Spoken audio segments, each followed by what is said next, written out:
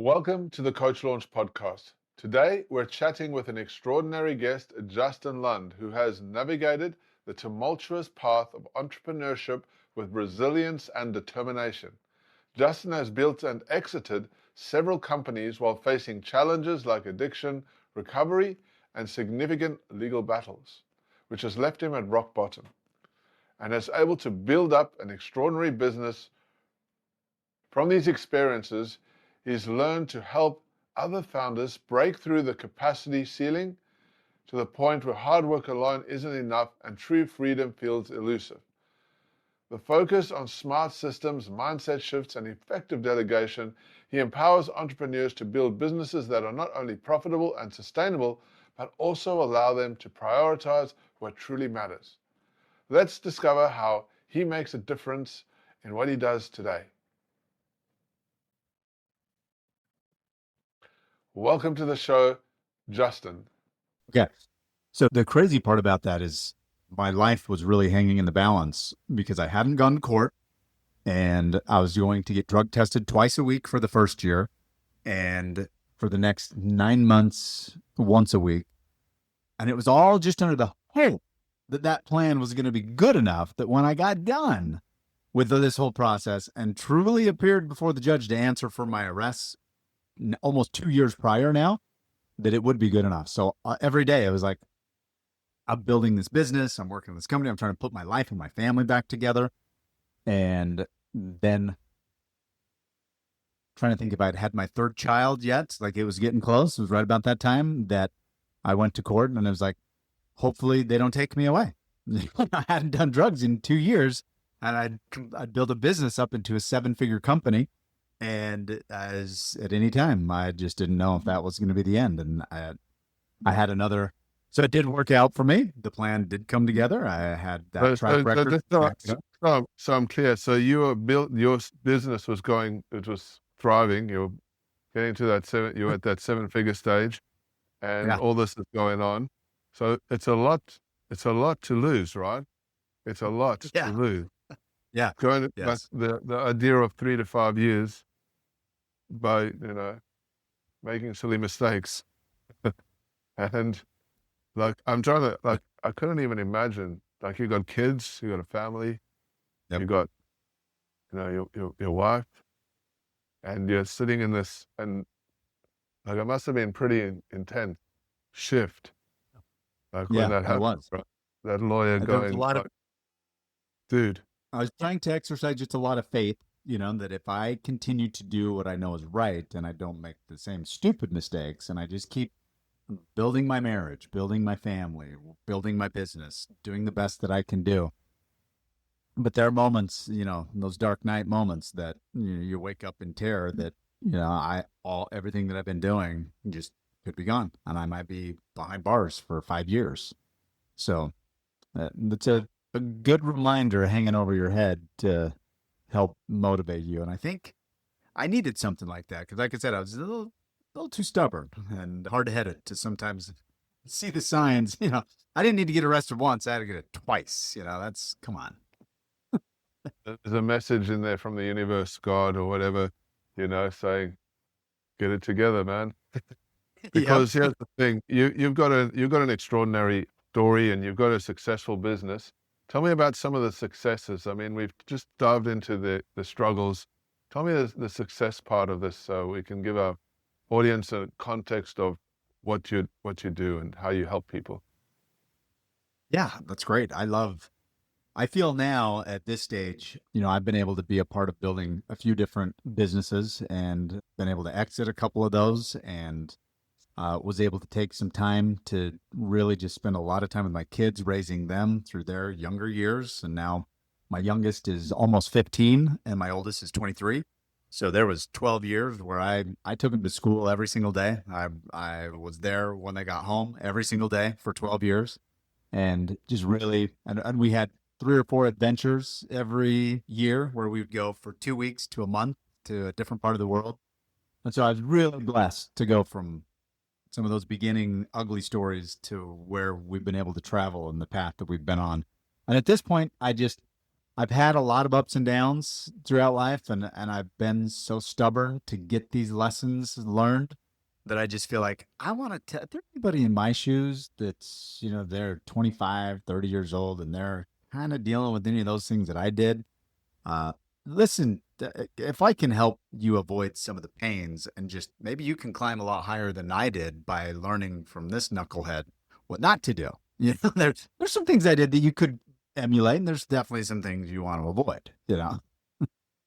All right. So what I wanted to dive into is to understand your successes, some of the successes. So you sold your business, you exited a business. Was that a strategic thing that you did? Was that one of Well, your? I've had a couple of them. One of them was not so good. I had a partner take millions and run off with that. Oh, And then I had a couple others where I've been able to exit more on my terms to kind of go into the next thing. Um, yeah. So and you were talking kind of where I'm at now. So maybe I can start there and then go back. Right now, my focus is coaching other entrepreneurs and founders and kind of dealing with some of those limitations, or whether it's mental blocks and limiting beliefs, or just a lack of systems or structure, or what I call the capacity ceiling. It's trying to get out of.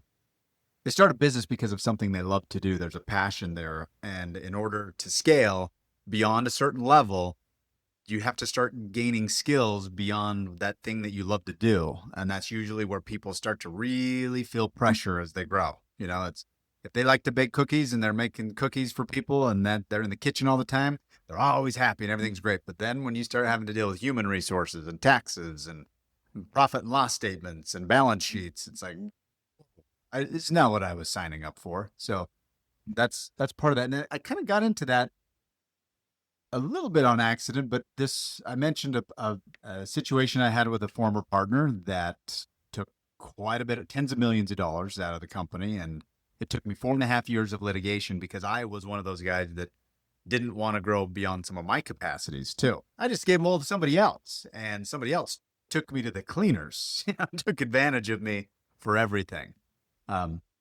So again, a little stubborn. God was telling me that, oh, you don't want to pay attention to the numbers? How about you spend 4.5 years in litigation and fight with the Internal Revenue Service at the same time so that you can learn how to not put your head in the sand when it comes to your numbers. wow. So That's a good message, right? That is a very yeah, important message, because I think I speak to a lot of business people who they wouldn't know their numbers quite yeah. often. They know Sure. that they know they're either making or losing money because they can feel it in their bones, right? Yep. They don't know exactly where they're at, and Yep. it's a struggle, because you fundamentally want to know where your business is at any time, whether it's good or bad. Because whether it's Mm-hmm. bad, you then want to know what are the dollars I need to turn to get it better, and if it's good, how can I keep more of that without giving too much to the tax man or wasting it on the wrong resources, right? Like there's the Yep. key ingredients. You want to talk a little bit about that maybe for a second? Yeah, I'd love to.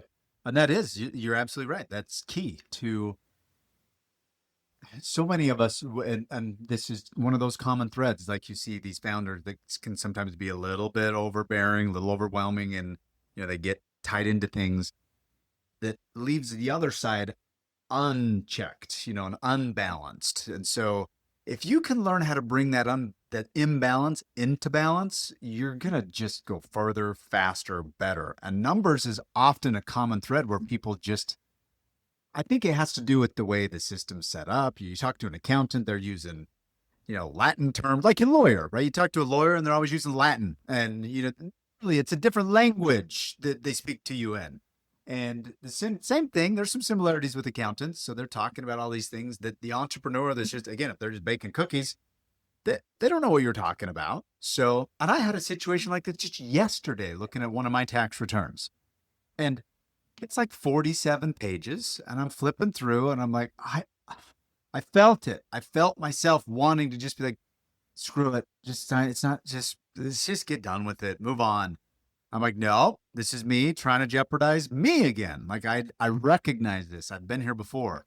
And I found out an $87,000 discrepancy. I found out a $14,000 bunch of expenses that the woman that was kind of new at the tax office that I was using, that she was working on that particular return. And she's like, oh, I didn't think that was an allowable business expense. Like, you just sent me a 47-page tax return to find it. Like, I had better things to do with my afternoon. But so there's some of those things that kind of make us founders who'd rather be in a different lane. It feels like the game is sort of stacked against us in that way. So a lot of people just avoid it altogether. And I did. And the irony is, Matthew, that is what, in the middle of that litigation, when I was going through 4.5 years of lawsuits and forensic accountants working on my team, like I had to bring in a staff of accountants and all these people that were in, like, that's all I did. That's literally all I did every day, is just deal with litigation, depositions, going through reports and numbers all day long. And it's just, I learned how to meditate then because I thought I was going to lose my mind. I had to do a lot of things. Luckily, I had the rehab training. I didn't go back to drugs and alcohol as my escape. And then I tried to find some healthier paths, but it took a lot. It took a lot for me to stay there.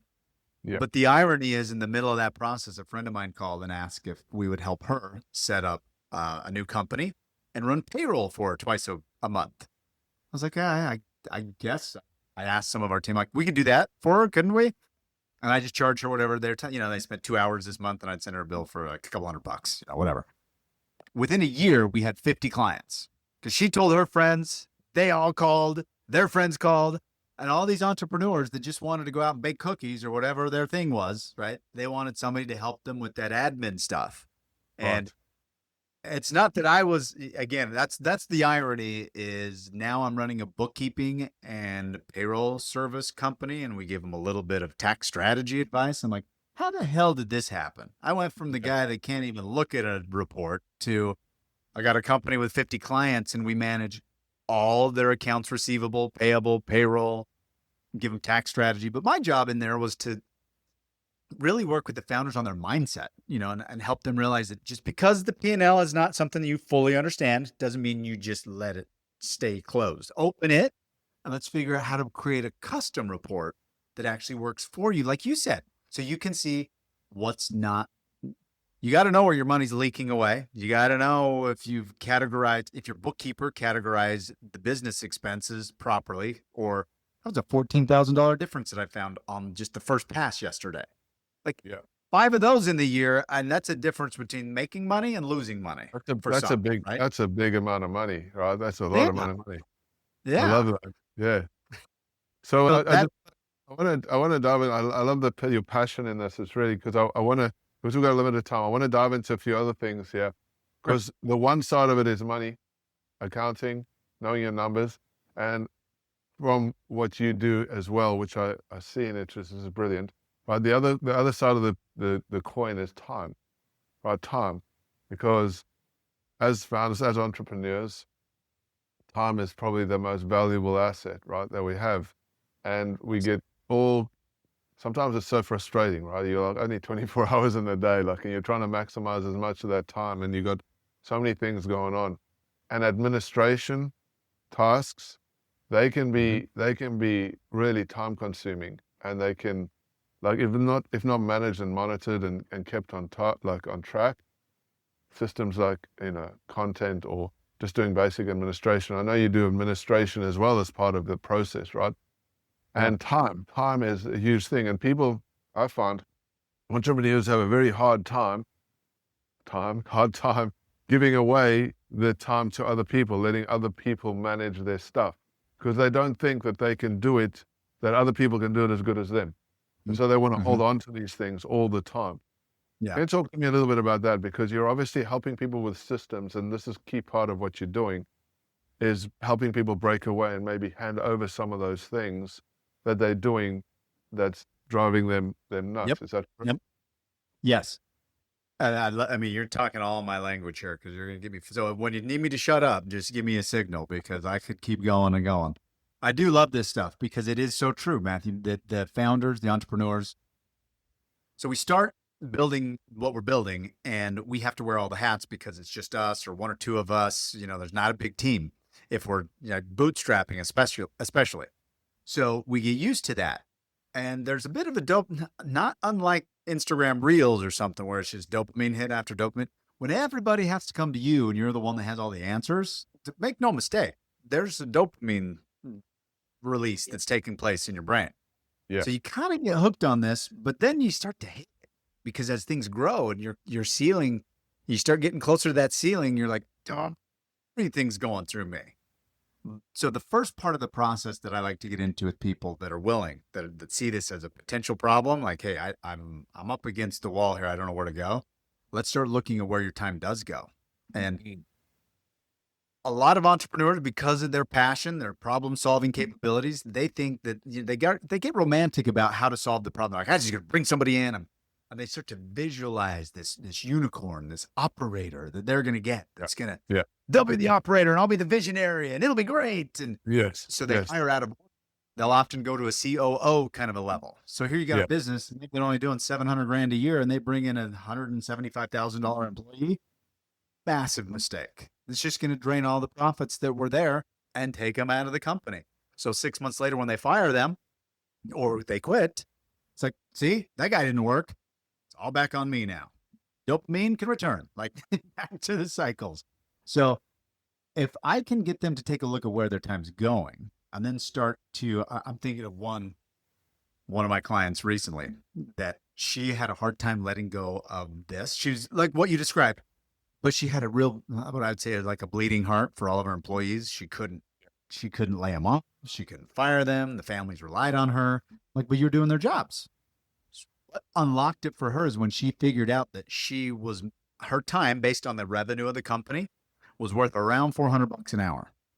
And so she's like, wait, but I literally vacuum the office on Saturday morning and I take out the garbage. I spent 4 hours. I'm like, okay, so do you think that you could get the office cleaned pretty damn good for $4, $8, $12, $1,600? She's like, oh my. And it really just dawned on her, like, what? Like, yeah, you could probably get that done for $100 and somebody's going to do probably better than you. And they're going to be grateful for the money, for the job, so what are you doing? And then that shifted her paradigm. We started looking at where else is your time bleeding? Just like your profits, your time can bleed too. If you jump in your email for a minute first thing in the morning just to see what fires need to be put out, okay, there goes 30 minutes. There's 20 minutes at lunch. There's 20 minutes in the afternoon. And then there's that time when you could be sitting in the hot tub. Then you're like, just going to see what's going on. And then boom, you got 3 hours of the day. Do that 5 days a week. 10 hours in your email that you could have. At $400 an hour. Right? Yeah. Is there anything in that email that's really that much? So if you could put those two together, you can start to recognize, like, wait, what am I doing and why? And then I like to focus on the admin stuff because you can usually get some real quick wins. If I can delegate janitorial services and basic admin and you get 7 or 8 hours a week back, you're thinking, whoa, that's like one day.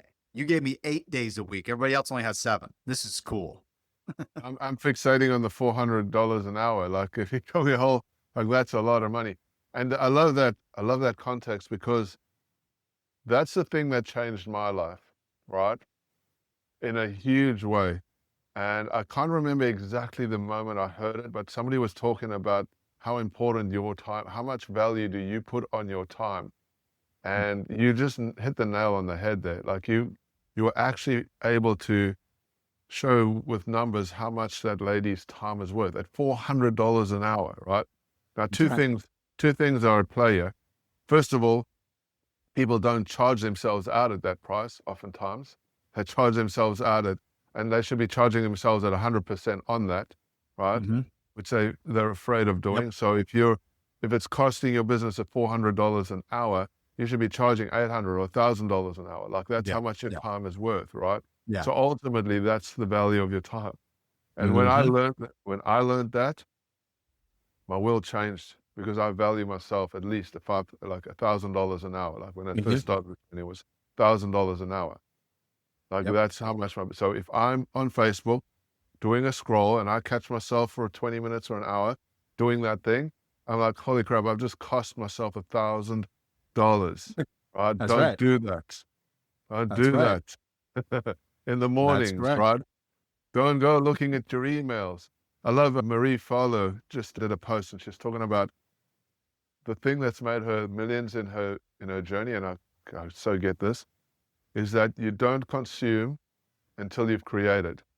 So in the Yeah. morning, create before you consume. Don't open an email. Love it. Don't open a thing, anything. And I love Yep. that because it's like so true. Like if you just spend some time creating, building, then Yep. consuming later changes the game a little bit, right? It really does. I'm trying to teach that to my 17-year-old kid right now. I don't know how many times I've said the word priority to him because he wants to prioritize sports and baseball and playing baseball in college and getting into college. He's like, yeah, but I'm just going to go over to her house for a couple hours. I'm like, that literally means you're prior to you doing the work you need to do. You're going to go over to your girlfriend's and 2 turns into 3 hours and you probably don't want to leave then. And so you're just going to run and grab something to eat. Like doing that, the creation first is key. And if you can tie that into your morning routine to where you have those guardrails, and that's something I tell clients all the time, spend 90 minutes before you, so we identify the constraints. I don't know if you've ever read a book called The Goal. Elijah, I can't think of the author's name. It's one of the books that Jeff Bezos has his leadership team read. And he talks about a theory of constraints. And this is find the constraint that's in your business. Is it in sales? Is it in marketing? Once you identify where it is, and most founders they got a pretty good finger on that. Few questions, and they can pinpoint what's going on, right? They may be pretending they don't know, but we can cut through that pretty fast. Once they know what the constraint is, just spend the first 90 minutes of your day on that. If that's all you do, and with discipline, like truly, you don't open the phone. You don't look at anything. You just get up, you brush your teeth, grab your coffee, you sit down, and you work on that for 90 minutes. Life-changing. So absolutely. Good. It's changed my life for sure. And I think everybody listening to this, guys, take that as a big tip. It's a game changer. When you focus on your creativity time early in the morning and you use it to its maximum potential, like that just opens up a whole world of opportunity. Like everything changes. Anyway, I could talk about that one for hours. Let's dive in a little bit deeper. I love this, right? We've talked about finance. We've talked about time. Time and finance are the two big key factors, the turning points. And you're helping people to break through. Let's talk a little bit about streamlining and systems, because this is another thing that you're helping people with as part of your core process. This is something I think that, even I've struggled with. I know a lot of my clients have struggled with, and it's something that really needs to be that has to be in the business and systems, right? It's doing the same thing over and over and over again by getting good at firstly creating simplicity. Number one, I think that's a hard one. Then number two is repetitiveness, because it's got to be repetitive so that you can then improve that system. Talk to me a little bit about that. Some of the stuff you've learned, some of the stuff you've experienced, some of the stuff you're helping people with in terms of systems. Yeah, a lot of people think that a system has to be complicated. And so I give them a little acronym that anything that saves yourself time, energy, money, SYSTEM, is a system. Here's a real stupid example, but a couple years ago, I was taking a lot of flack from my boys who are just built like, they're just like quarter horses. They're perfect physical shape, and they're kind of giving me some teasing, and they say, well, are you going to get a 6-pack, Dad? Are you going to actually get off your butt and do something and get in shape? So finally I decided I was going to start measuring my food and weighing it, because that was the main thing. I said, you don't know how many calories you eat, you're never going to get in shape. So I took that challenge and I thought, okay, I'm going to get to the gym now in the morning, right after my creative time. I'm going to the gym. So that's my break. And then I go to work, and so it's create, gym, work. But I wanted to build this new habit. I thought I would get up in the morning and I would go into the closet and I would look at the closet. I'd kind of, I'm just waking up, so I'm not really with it all yet. Okay. I'm having to make decisions. And in this state, it's not an optimal time to make decisions, I found. So 20% of the time I'd end up in the gym. 80% of the time I would not, because of the decision I would make in the closet. And it's, what do I wear? What do I look? Oh, I better check my schedule. So I'd grab my phone. Now I'm cooked, right? Hopefully Instagram wasn't the last thing I closed last night, because then I'm really in trouble. So I'm looking at my calendar. I'm trying to think of my day. And it's like, wait, I just need a better system. So I just got my clothes and I set them right next to my toothbrush because that's a habit I've had for, I learned this Ayurvedic habit years ago that in Ayurveda, they like to get up and scrape the tongue and clean your tongue from the toxins from digesting the night before. I'm like, that makes sense to me. I'm going to take that habit. And I built that into myself 15 years ago. So now right next to my toothbrush is my gym clothes. I get up, I'm all groggy. I put on the clothes. I start brushing like I normally do. And it's like, oh, now I just go create and go right to the gym. 100%. I'm batting 1,000 right after that.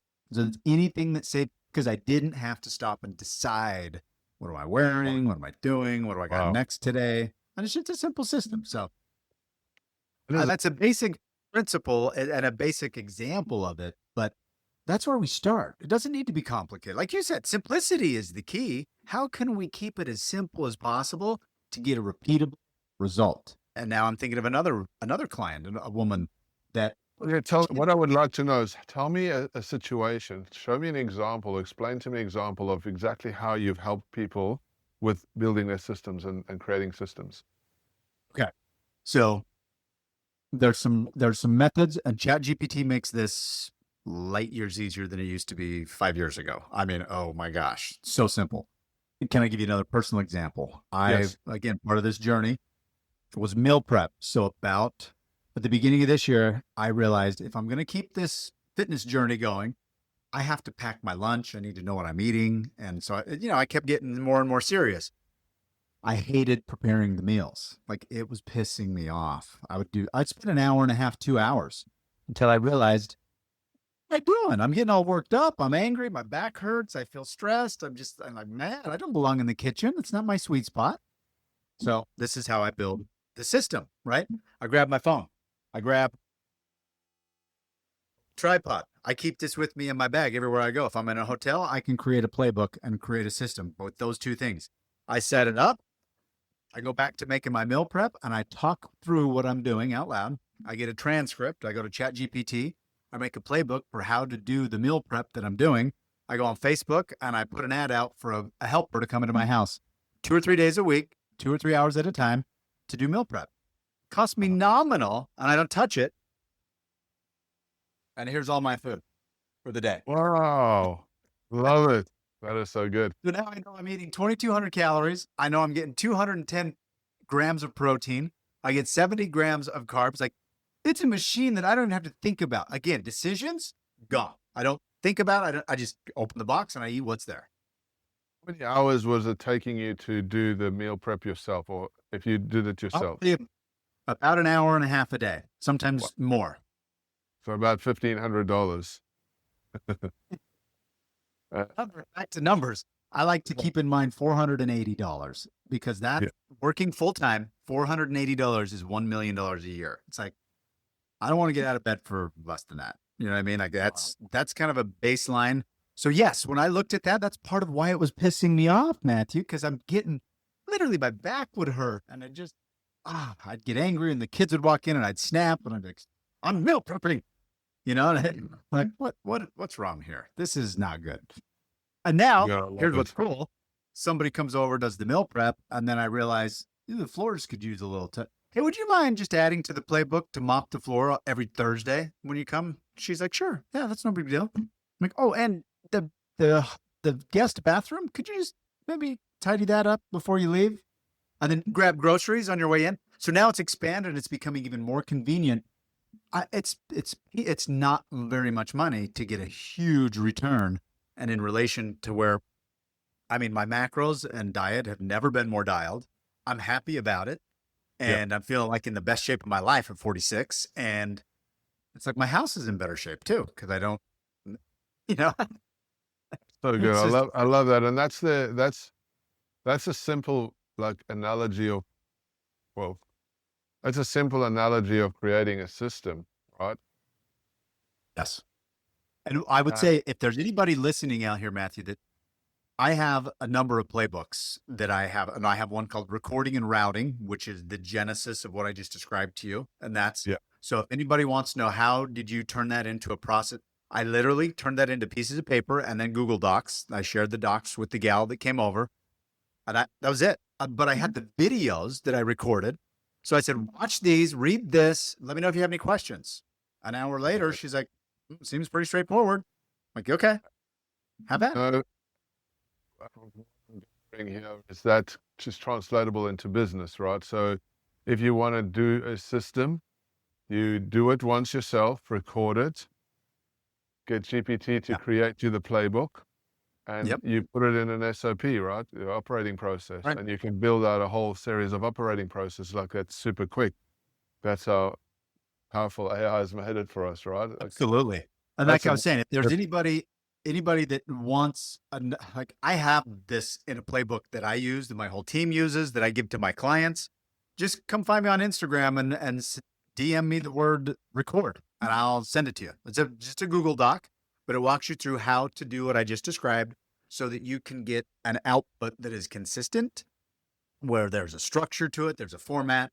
And once you get in the habit of that, like it's a game changer. You just don't find yourself doing these tedious, time wasting tasks more than a few times. wow. I'm going to put that in the show notes, guys, below. You'll be able to get contact with Justin and be able to grab hold of that. That seems a super powerful tool. I know that people would love to grab onto that so that they can get more information from you. Love it. Thank you so much, Justin. Now, that's well, we covered quite a lot. What are some of the biggest struggles that you have people coming to you with? Like, what are the things that the big things that people are struggling with in business? Most of them come back to just there's generally a sense of feeling kind of trapped or stuck. And that is usually an indication of some of the things we just talked about, right? They're missing. There are no systems, so it feels chaotic. There is no duplication. There's no repeatability in the business. And so everything that the founder typically feels like it's got to come through me. And if I take a week off, all hell breaks loose and, everything comes off the rails. And so that's evidence that you don't have systems. You may not be aware of that dopamine cycle you're getting by staying involved with that system. And you certainly haven't calculated how much your time's worth. Because if you had, that would be the thing that's pissing you off more than feeling kind of chaotic. Because why am I spending 20 hours a week doing $10 an hour tasks? And so I guess if you were to sum it down to just the most basic sense is that people are too busy pulling $10 levers and they miss the opportunities that are $10,000 levers. And they can't pull them because it makes all the difference. Caught up in the vicious cycle of time versus money, right? Yeah. I think it's sad because they have this spot, this sweet spot where they do well, where they solve problems, they make sales, they're baking the cookies, whatever it is that's kind of that got them going in the first place. And that starts to get sucked out of them almost because they get caught in this trap. But it's not too difficult to start. I like to focus in on quick wins. And one of our new clients that just came in just a few weeks ago, we're turning things around. She's got like a half a dozen SOPs in place and everything was chaos before. Now she's got a half a dozen and she's brought in a new $33,000 annual recurring revenue client because she has an extra 30, 40 minutes a day that she can make outbound calls to people that are wanting her service. I'm like, now just imagine getting 6 or 8 hours back and doing that. Like she'll be able to grow double pretty quick. That's amazing. That's huge numbers, right? In the grand scheme of things, 1 year, 2 year, 5 years, like it's massive, right? Absolutely. It compounds and compounding. And if you get the systems, and that's why I like to start with that recording and routing concept, because when you understand the basis and you can start from that foundation, then more income means more resources. So if you then say, hey, I want to get in shape, but I don't like meal prep, well, you might be able to spend a few $100 a month on somebody to come in and help you do meal prep, which is no big deal because you have more resources now. So the more resources, the more unlocking you can do. Winning back time. Love it. Yeah. Love it. I was reading I can't remember the name of the book, but it's about buying back your time. Was it Cal Newport? I think it was Cal Newport. Talks about buying back your time, right? And it says everything in an entrepreneur's business needs to fundamentally be, what can you do to buy back more of your time? How do you build systems? How do you hire people? How do you get the things going so that you Yeah, unlock your time so that you can be the creator rather than the cog in the that's wheel? right. That's right. And it might have been Dan Martell. He talks a Dan lot about that Martell. too. Yes, Yeah. Dan Martell. I do And apologize. It was Dan Martell. and 100%. his book's phenomenal. And it is built on that premise that the founder has a lot of the answers if they'll get their time resource back to put it into the business. But if they're trapped in the weeds and they never let go of the email, they never learn how to let go of all the details, then the way he says it is they'll build a business they just want to sell or quit or give up on because it's become too much pain for them to continue. Love it, love it. And that's so true. So if you were to go back, right? Maybe this is something you tell your kids now, but if you were to go back 10 years and have a chat with yourself, right? You go back in time and speak to yourself 10 years ago, what would the number one lesson be that you would tell yourself to either do, stop, or do more of? 10 years, I'd say post content. Post content. If I would have started that 10 years ago, I never got on Instagram even until 2024. And I just felt like I'm so far behind. And I was always just kind of maintaining a low profile and kind of staying off the radar. I'd, dealt with this lawsuit and everything. So I was just busy with that. But if I would have posted, and my kids think it's ironic because 10 years ago I was saying, don't take that picture. Don't post that anywhere. That'll just be it's going to be online forever. And now I'm saying, what are you doing with the videos? Let's go. Come on, make a video of this. You haven't only posted twice this week. So the content is amazing and the opportunities that can give you. I just love. There's so many people online and there's so much opportunity with that content that, my wife, I was talking to her about, we have a kid meeting we have a couple of routines that we do to keep our family and our life kind of checked in good balance. One is a weekly management meeting on the businesses we work together in our marriage, our family business. Another is a kid meeting. We have 4 kids, so we have 15-minute blocks. We spend 1 hour a week talking about each kid and seeing like what do they need, where it's just business, like agendas. We always talk about the kids and they're our kids, but we were talking about them and how. No, I kind of lost my train of thought there, Matthew. So with our kids, What about content? Yeah, I'm talking about the content and just how bringing those kids into that world, it creates opportunities for them. My daughter is a teacher. Like if she was creating content, she just graduated college, she could create content and she'd be getting more from a YouTube check than she would her salary, and I see teachers doing this all the time. And I came across that trying to learn something on YouTube myself. And it's like, there's a teacher guaranteed making more money from YouTube than from his job. So yeah, I just think if I could go back in time, that's probably one thing that I could do that would be the biggest needle mover because there's so much opportunity.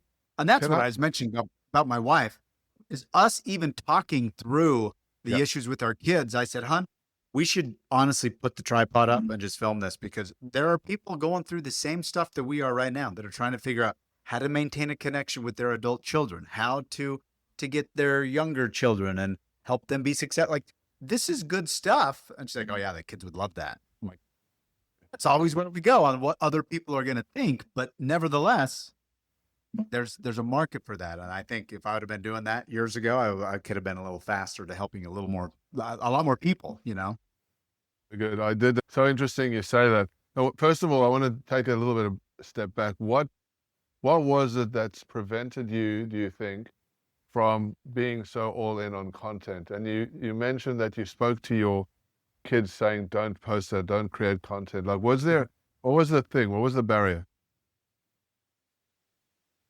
Honestly, the litigation that I was in, the opponents that I had in that situation were one of their the main strategy that they had was bleed me dry. So anybody they could find, family members, friends, they would serve notices to, they would depose them, they would harass them, they sued them.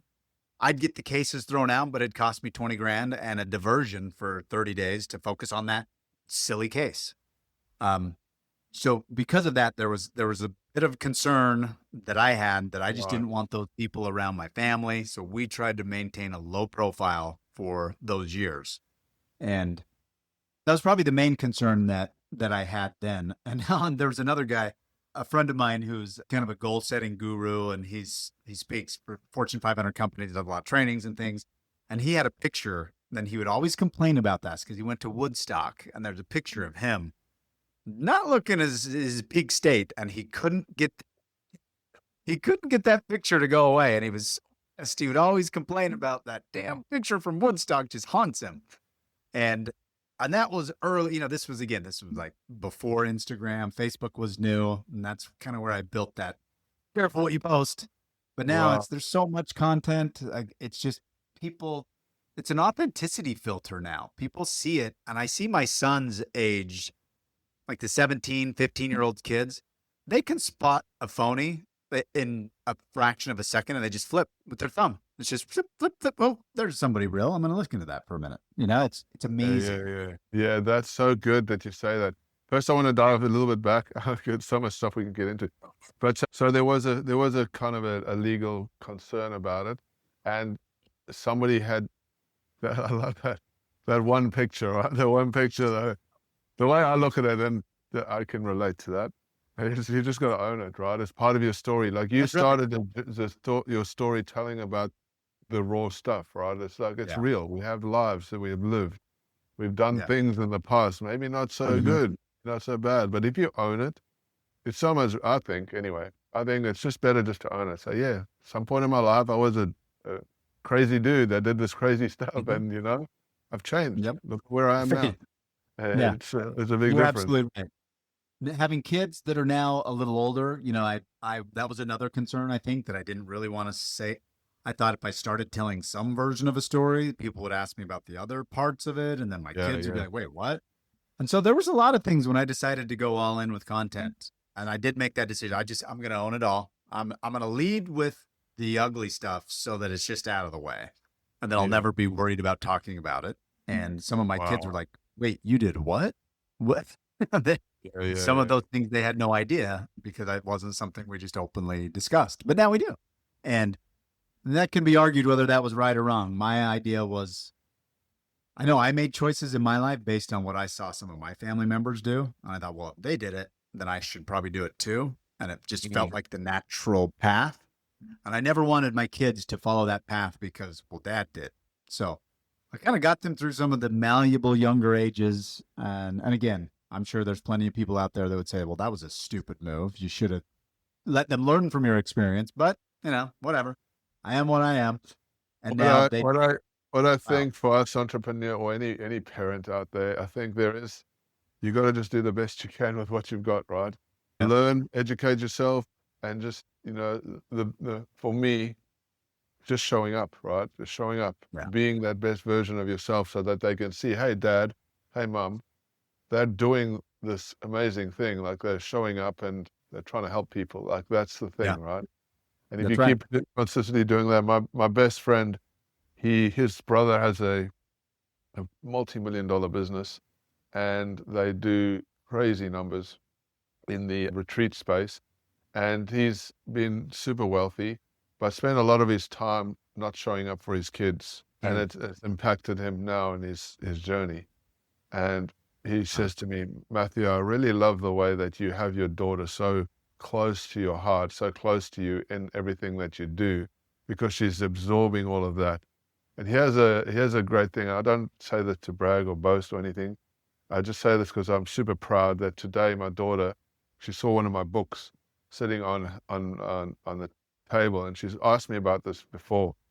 And she asked me, without me prompting her or anything, she picked up the book and said, Dad, can I take this with me to school so I can show my friends and read it out at school? I was like, really? That is so cool. And when you can have that experience, I've never experienced that before. And it was just like, whoa, that, crazy good. that's fantastic. Yeah. Yeah. How great. Yeah. Congratulations. That is awesome. That is. Yeah. Yeah. I was very proud. And so I took a photo of it and all, and now I'm going to post it on Yeah. social. You That's should. not the best You thing to absolutely do, should. man. Yep. It's a But moment, right? it's more isn't You can have all the ability in the world, but if you are not visible, then you're not going to create opportunities. And I'm using this same line again with my 17-year-old son wants to get into college playing baseball. I'm like, post videos, post videos, post videos. Because if there's a guy that's 25% better than you at this sport, in this position or whatever, and he posts 0 and you're posting 3 videos a week, I guarantee you who the scholarship's going to go to. Because they won't even know that that person exists. And they will know that you exist. And look at your videos. One got 127 views. Now you're getting 1,200, 1,500 views. Like, it's not serving it to people that care. Like college players, coaches, people into athletics are seeing your videos. It's the way the algorithm works. So just keep posting. Showing up, but also being authentic. Tell me, what is some of the pivotal lessons that you've lost from that big battle that you went through? Like, what are the, like you lost millions of dollars. I think that you mentioned about 10 or so. What is the big lessons that you've learned from that you would like to share with other people in our community? Well, pay attention to your numbers, and bigger than that is pay attention to the things that you don't want to, but there's a caveat, and that doesn't, the way to describe this, and I'd like to figure out the best way to try to communicate this concept. You don't have to be the expert just to pay attention. In other words, you don't need a master's degree in accounting to start learning a little bit this month how to make your numbers make a little bit more sense to you. Have a 30-minute conversation. Here's another system for you. Call your CPA, your tax man, and just set up a quarterly. Actually, don't call them today because it's September. If you're in the US, they're one of the busiest days of the year behind April 14th and this day. But next month, call and schedule an appointment and just talk. Do it 4 times a year during their slow times. And watch what happens. You'll save money on your taxes. You'll start to understand your numbers better. If that's all you do from this whole episode, like, you will be better off because that starts to lay a foundation. And from the foundation, you can take a step and another step. But if there's no foundation, there's nothing to build on. So that's one thing that I started to demystify. And I applied it with content. When I decided I'm going to do some stuff with content, I'm like, okay, I suck at this. I have no skills. I have no experience, but I'm not going to stop because I'm not an expert. Like that's dumb thinking. That's limited, stuck mindset thinking. So I got to start. And if you scroll to the bottom of my pages and you look at some of those first videos, you're gonna be like, what an idiot. I mean, that guy, it's okay. That's part of the process, So that's something I would say was the big overarching thing through that. Is even dealing with litigation, with depositions, with multiple suits going on all the time, and dealing with the Treasury Department and the tax authorities. Like, I didn't know any of that stuff, but I put one foot in front of the other, and I just kept going forward, which is just the same thing you do in your business. So if you can do that in these areas that you don't like, that you should probably be putting a little bit more attention to, don't make it a big boogeyman. Don't say, well, it's going to take me forever to learn all that. I'm going to have to take some classes. No, just call your accountant or just do the one thing. Just get 1% better.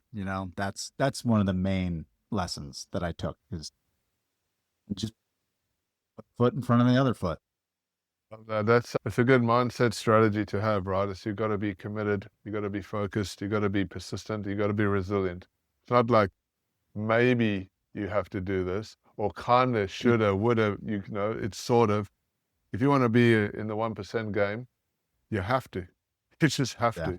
And you got to figure out the tools and resources in your world to do that, because otherwise you end up in a world of average, and you end up in a world where you're stuck, frustrated, overwhelmed, burnt out, feeling like why? But it's the fundamentals, right? It's all these principles that you've talked about today, and I really love this conversation. It's been amazing. Lots of cool insights and learnings for me, and I really appreciate that. As we're rounding out here, Justin, do you have some inspiration or some valuable nuggets that you can give our audience, who are typically coaches, consultants, and experts and speakers, who are kind of running their businesses? They're probably around about the six-figure mark, and they want to grow to that seven-figure, eight-figure mark. What are some of the things that you can maybe give some nuggets of gold for that? You're not leaning into content. I think that's an important thing, is tell your story, show up and just talk until you can figure out what you got to get enough repetitions in that something starts to feel comfortable. And like I mentioned to my wife, it's the same thing. There is a niche market out there. There's a tribe that will gravitate to your message if and when you find your authentic voice, right? It's not the polished one, the one you want to put out there, the one that you think is going to resonate. Just drop all that and just be real. Because if you can cut through and look at that dot and communicate, you will start to see that to compound and grow. And that creates an engine that keeps giving you opportunities, right? So, and then the other one is principle we just talked about with this doing that you probably should. So if you're coaches and consultants and you're like me, you can get going and get into that stuff and you love helping people with it, but what is it that you don't like? Is it sales? Is it the marketing? Is it the numbers? And again, don't jump in and be like, okay, I'm going to do all of them right now. I'm going to just go. I'm going to do this, because that fades. That's built on motivation. You hear a hype talk and you're like, great, we're going to go do that. Now, just schedule the 4 calls with your tax person over the next 12 months. If you do that after this, you're laying foundations. And just remember the power of consistently compound. Like, the compounding of consistency is just so incredible. My nephew saw me in the gym a while ago, and I was working out. It was a Sunday. It was kind of quiet, and he comes up and just says hi to me, and then he puts his earbud back in, his earplugs, and he goes and he starts working out. And then he comes back and he said, "Oh, hey, just a quick question. So, what do you think I should do to be successful?" I'm like, "Bro, that's not a quick question. What do you mean? Like, yeah, sure, me. What should I do so I can start to build wealth?" I'm like, that's a big question, and I don't even know what you do. So I haven't talked to you in years, and then I gave him a couple books to read and things, and then he walked away, and then I went, wait a minute. There is one principle that does work. That's very simple. I can say in 2 seconds, and that's consistency. Read those books every day. Never miss a day. Go to the gym every day, every single day, and never miss a day. Show up on social media every day and never miss a day. Like, pick a handful of things that you want that are important, or if it's your numbers and you know that you have to get them together because the signs are there, just do something every day about it. Just small. Look at something every day. And that consistency, you don't need a lot. You just need to do it consistently. I love it. That is a very powerful message. I think that's probably one of the fundamental messages. That's our principles in our business, is that consistency and persistence builds a business. Yeah. Right? Yeah. Those are the two, and then focus. Consistency, and focus. I love this, Justin. It's been such an incredible honor to hang out with you today and learn so much from you. How do people get hold of you if they want to catch up with you? And by the way, guys, Justin has an incredible system where he helps people. He takes away, or gives you back time and takes away the frustration of confusion and overwhelm by providing services and administrative services that you can plug into, I believe, and that is going to save you a lot of time and energy and money. If you want to find out more about Justin, how do they get hold of you? And this place is probably Instagram or YouTube, socials. That's where we try to live and spend a lot of our time now. And so it's Justin Lund, kind of same name across all platforms. Our website is propelyour.com, which all the socials are linked there. But we put out videos every day, okay? Every single day. Even when we don't want to, especially when we don't want to. So if you see a scowl on our face, we don't want to, but we're still there. And hopefully those messages there can be something that help. Again, my playbooks or tactics and messages there are all free for the taking. Like, anything I can do to help, I'm happy to. I just want to help anybody avoid any of those pitfalls or lessons that I learned through the School of Hard Knocks. There's a better way to learn than that. So, thank you so much, Justin. It's been an honor, and we'll talk to you again soon. Thank you. Thanks, Matthew. It's good to be here. Thanks.